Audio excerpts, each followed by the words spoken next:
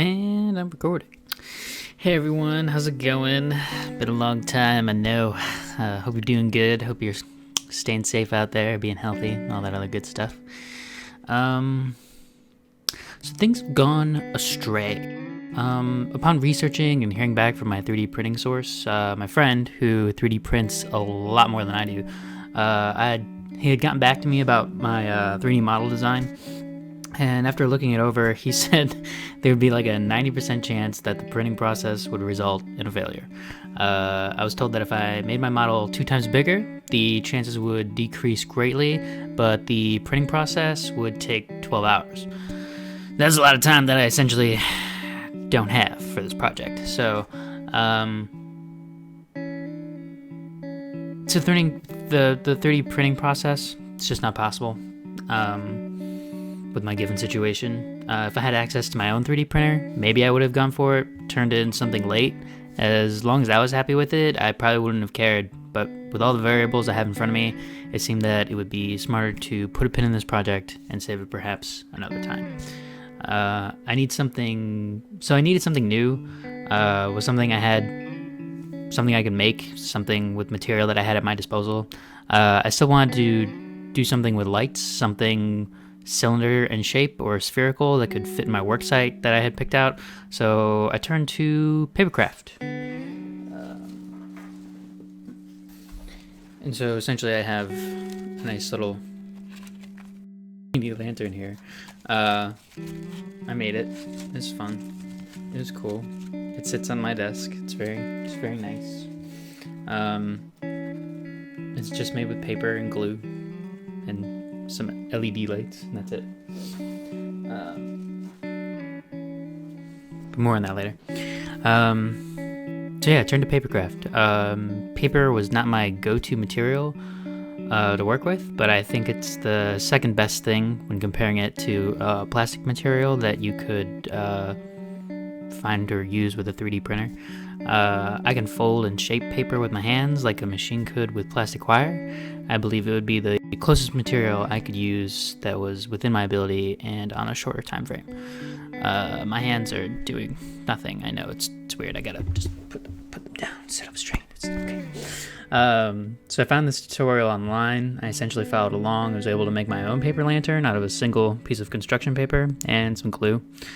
I had my pick a color paper that I could do, but I just went with blue because that's my favorite color. Paper isn't so bad to work with. It brings me a soft, warm texture. Working with paper made me feel like a intellectual, book smart type of person for a change, so that's always fun. Gave me that nice little aesthetic a little bit while I was working. So obviously, my first guideline of wanting it to be 3D printed was not met. This much is obvious. However, instead of marking this up as a failure, I have kind of some conclusions that I kind of picked up from starting to try and do a 3D printing project, you know.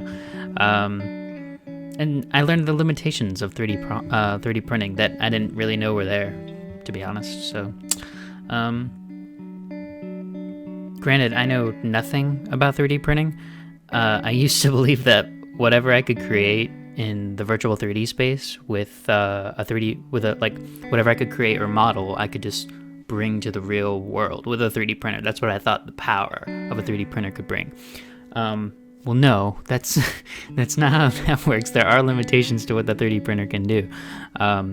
If you're not careful with how you construct it, it can just fall apart on you in the printing process, and that's not what you want.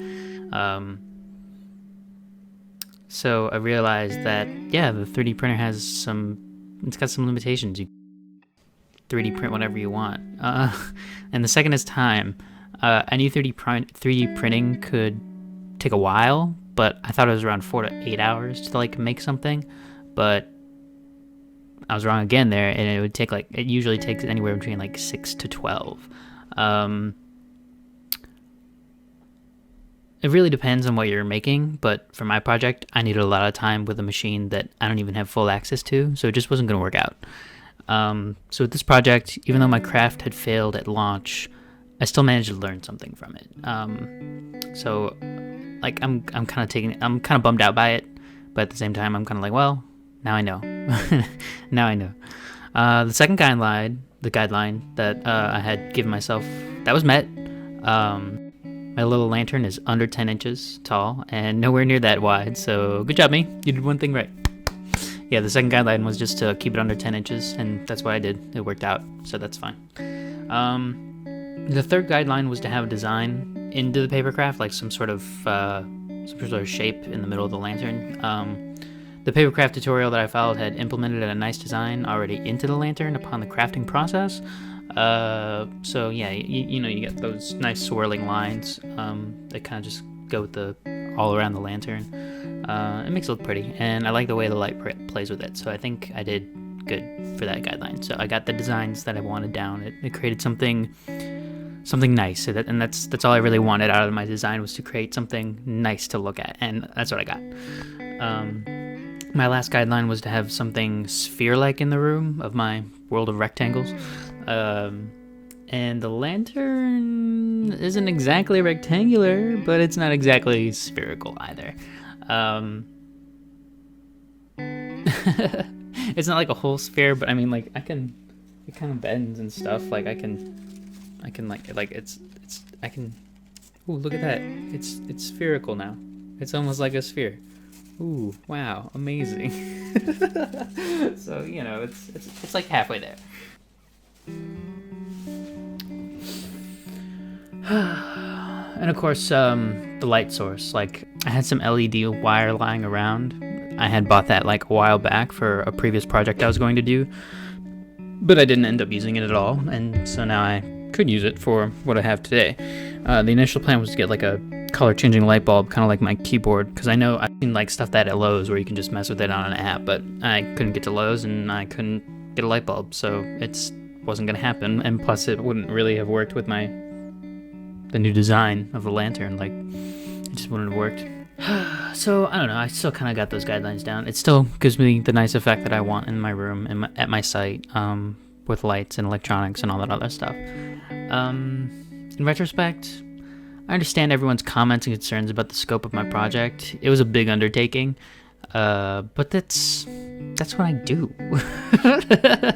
I listen to advice when it comes my way, but sometimes I just go for stuff anyway. Like, I gotta take chances. I gotta roll the dice. I gotta hit my head up against the wall a couple of times before I get something right. It's just my process. So, like, I wanted to try my hand at 3D printing, and even though I didn't get to 3D print anything, I already learned what the limitations and the research behind it all was. Like, it's not as easy or complicated as you might think. Like, I thought I could just make anything, and then boom, the 3D printer would do the rest. When that's not the case at all. You gotta make the right measurements. You gotta make sure, you gotta find out what material or grade of wire that you're gonna be using or melting down, almost, essentially. So it's just like, there's just like a lot of things that went into it.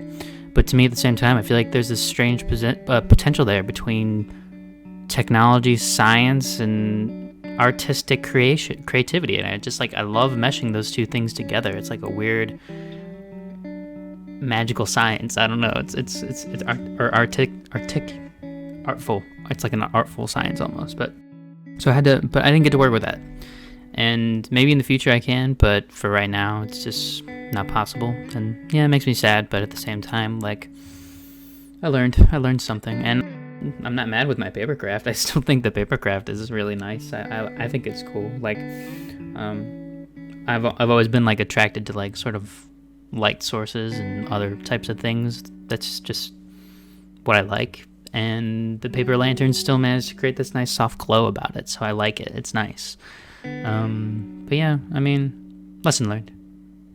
I hope everybody's following weeks go smoothly. I have no idea how much further we'll be in quarantine, but I guess I hope I don't run out of paper material. Bye, everybody.